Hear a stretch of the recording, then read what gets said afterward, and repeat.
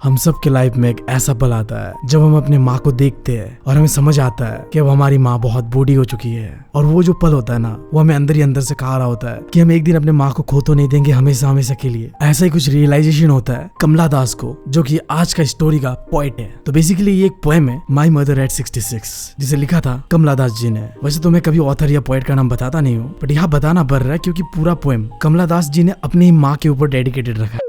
कमला दास जी का जन्म होता है 1934 को और वो काफी लंबा जीते हैं 2009 तक। उनका जन्म होता है मालाबार केरला के अंदर और वो इंडिया में one of the talented poet में से एक थे। उन्होंने अपने लाइफ टाइम में कई सारे नॉवेल्स, कई सारे शॉर्ट स्टोरीज लिखा था। मेनली उनका राइटिंग्स इंग्लिश और मलयालम में होता था, बट जो भी होता था बहुत ही इमोशनल होता था। ह्यूमन इमोशन को डिस्क्राइब करता था, ह्यूमन रिलेशनशिप को डिस्क्राइब करता था। और आज का ये poem my mother eight 66 best example है कि कैसे वो ह्यूमन इमोशन को डिस्क्राइब करते थे। तो कहानी का शुरुआत होता है जब हमारी कमला दास जी फ्राइडे मॉर्निंग को अपने पेरेंट्स के घर से कोचीन इंटरनेशनल एयरपोर्ट की ओर कार पे ड्राइव करते हुए जा रही होती है। साथ ही में उसके आई हुई होती है उसकी मॉम, जो कि बगल की सीट में ही बैठी हुई है। थोड़ी देर ड्राइव करने के बाद कमला दास जी देखती है कि उसकी मॉम सो गई है। जब कमला दास जी ने ध्यान से अपने मॉम को देखा तो उनकी आंखें बंद थे, चेहरे पे थकान दिख रहा था और वो मुंह खोल के सोई हुई थी, जिसे देखकर कमला दास जी को रियलाइजेशन होता है, जो कि एक ना एक दिन हमें भी होगा, कि उनकी अम्मा बूढ़ी हो चुकी है। अम्मा का मतलब यहाँ पे माँ है। पता तुम्हें, इंडिया में ना हर स्टेट पे माँ को ना किसी और नाम से पुकारा जाता है। नॉर्थ पे कुछ और होगा, साउथ पे कुछ और होता है, एंड हमारे नॉर्थ ईस्ट पे भी कुछ और होता है। अब तुम जाओ कमेंट सेक्शन पे और मुझे बताओ कि तुम्हारे स्टेट पे मम्मी को किस नाम से तुम पुकारते हो। जल्दी से बताओ, मैं जानना चाहता हूँ। खैर स्टोरी पे वापस आता है। अब कमला दास जी को अपने माँ के चेहरे पे उदासी दिखता है। उनका चेहरा फीका फीका लगता है, जिसे देखकर ऐसा फील हो रहा था जैसे कोई डेड बॉडी हो। अब आई डोंट नो ऐसा कोई कैसे फील कर सकता है अपनी मम्मी को लेके, बट हाँ कमला दास जी ने ऐसा फील किया था। उनकी माँ का सोता हुआ चेहरा देख के उन्हें डेड बॉडी जैसा कुछ फील हो रहा था। अब पोएम में जो ये लाइन है, her face ashen like that of a corpse, यहाँ पे एसन का मतलब है जब तुम्हारा चेहरा ना पीला पड़ जाता है, और कॉर्प्स यानी कि लाश, मरा हुआ लाश। तो तुम मिला लो, एक साथ मिलाने के बाद ये बनता है। उनके माँ का जो चेहरा है ना, वो पीला पड़ गया था क्योंकि वो डेड बॉडी जैसा दिख रहा था। ये लाइन यही डिस्क्राइब कर रहा है। अब आगे बढ़ते हैं। अब कमला दास जी को अंदर ही अंदर दुख हो रहा होता है, दर्द हो रहा होता है कि उनकी माँ बूढ़ी हो चुकी है और वो कुछ ऐसी दिख रही है जैसे कि कोई एक डेड बॉडी उनके पास सोया हुआ हो। यार देखो, दर्द तो होता है जब तुम्हारे आंखों के सामने तुम्हारे माँ बाप बूढ़े हो रहे होते हैं ना, बहुत बुरा लगता है। हम कुछ कर भी नहीं सकते। जिन माँ बाप को हमने बचपन से देखा था, एक दिन उनके सर के बाल सफेद हो रहे होते हैं, आंखों का रोशनी चला जाता है, वो वीक पड़ जाती है और हम कुछ नहीं कर सकते क्योंकि यही लॉ ऑफ नेचर है। हमें एक ना एक दिन यहाँ से जाना ही होगा। मैं भी अपने माँ को देख के कुछ ऐसे फील करता हूँ। मैंने उनके जवानी का फोटो देखा था और आज का फोटो, भाई साहब दिल दर्द दे देता है। पता नहीं उन्होंने मेरे लिए कितने सारे सैक्रिफाइसेस करा है और मैं कुछ नहीं कर पाया अभी तक उनके लिए। मेहनत कर रहा हूँ मैं, एक ना एक दिन माँ के जितने भी सपने उन सबको पूरा करूंगा। और तुम लोग भी मेहनत करो, अपने लिए नहीं तो अपने माँ के सपनों के लिए। खैर बैक टू द स्टोरी।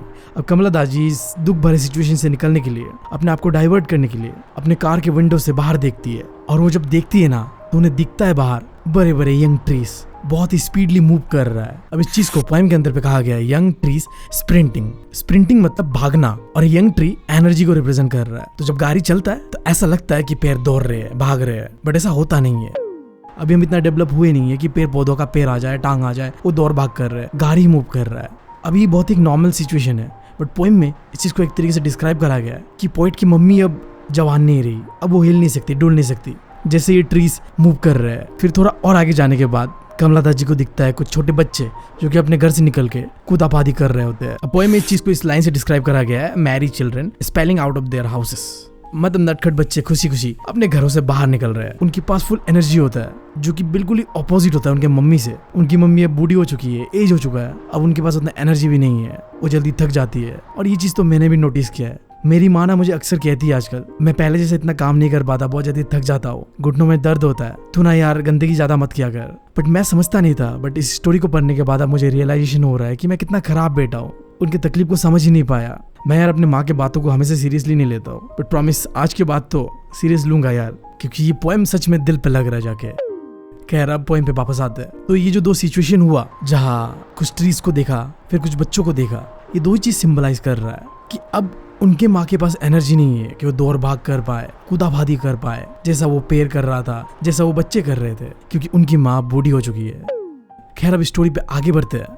वो लोग ड्राइव करते हुए कोचीन इंटरनेशनल एयरपोर्ट पहुंचते हैं एंड कमला दास जी अपना एयरपोर्ट पे जो सिक्योरिटी चेक होता है वो करवा लेती है। और करवाने के बाद जब वो अपनी माँ को दूर से देखती है ना, पीछे मुड़कर, तो उनका माँ का चेहरा और भी फीका पड़ चुका था, वो वीक दिख रही थी। उनका चेहरा बिल्कुल पीला पड़ चुका था, जैसे कि विंटर्स पे मून भी पीला पड़ जाता है, फीका पड़ जाता है। अब एग्जाम में पूछा जा सकता है तुम्हें कि मून विंटर पे फीका क्यों पड़ जाता है, पीला क्यों पड़ जाता है। तो मैं बता दूं तुम्हें, विंटर पे एयर के अंदर पे मॉइस्चर और डस्ट पार्टिकल बहुत ज्यादा होता है, जो चीजें चांद की रोशनी को फीका कर रहा होता है, उसे पीला और धुंधला करता है। क्योंकि तुमने देखा होगा विंटर पे फॉग जमा हुआ होता है, तो ये डस्ट और मॉइस्चर पार्टिकल्स उस फॉग के अंदर ही होता है और वो फॉग ही चांद का चमक को फीका कर देता है। एग्जैक्टली कुछ ऐसा ही उम्र होने के कारण अब कमला दाजी के माँ के चेहरे में भी वो चमक नहीं रहा, वो फीका पड़ चुका है, वो पीला पड़ चुका है।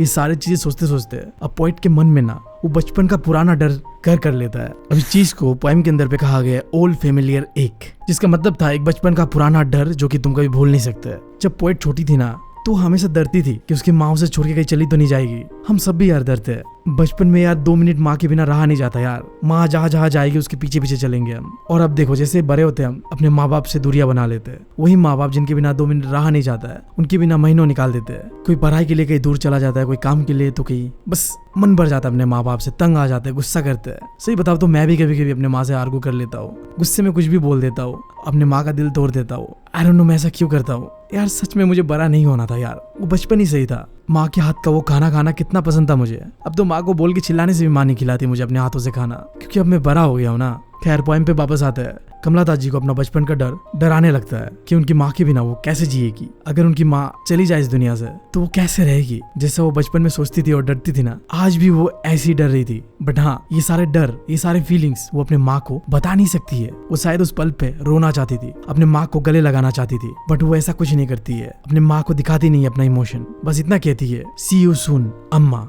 यानी कि माँ मैं तुमसे जल्दी ही मिलूंगा। इस डर के साथ कि हाँ हो सकता है कि वो दोबारा ना मिले, बट वो कहती है। एंड इसके बाद वो बस हंसती है, हंसती है और हंसती है। वो यहाँ पे इसलिए नहीं हंस रही होती क्योंकि वो खुश थी, वो इसलिए हंस रही होती है क्योंकि वो अंदर में जो दर्द था ना उनका, उसे छुपा रही होती है। उनकी माँ को वो दिखा नहीं सकती है। वो गुड बाय कर रही होती है इस उम्मीद से कि शायद दोबारा फिर मुझे माँ दिखे। वो रो नहीं सकती है, तो वो हंसते हंसते मम्मी को गुड बाय करती है, जो कि एक रियलाइजेशन करवा रहा है हमें भी कि देखो जाना तो सबको है, हम किसी को रोक नहीं सकते। तो जब अलविदा करने का समय आता है तो हमें हंसते हंसते करना चाहिए। सो खैर, इसी के साथ ये पोएम भी होता है खत्म। उम्मीद है तुम लोगों को पसंद आया होगा यार। जाते जाते मैं बस तुम लोगों से इतना ही कहूंगा कि अगर समय होना थोड़ा भी, तो अपने माँ से ना जितना प्यार करते हो उतना एक्सप्रेस किया करो। नहीं तो ऐसा नहीं होना चाहिए कि प्यार तो बहुत करता था माँ से, बट कभी कह नहीं पाया। उस चीज का जो रिग्रेट होता है ना, वो जिंदगी भर तुम्हें खाते जाएगा। तो अगर तुम जिंदगी भर रिग्रेट से नहीं जीना चाहते ना, तो अपने माँ के साथ खुल के जियो। इसी बात के साथ मैं लेता हूं तुम लोगों से अलविदा। Thank you, love you all.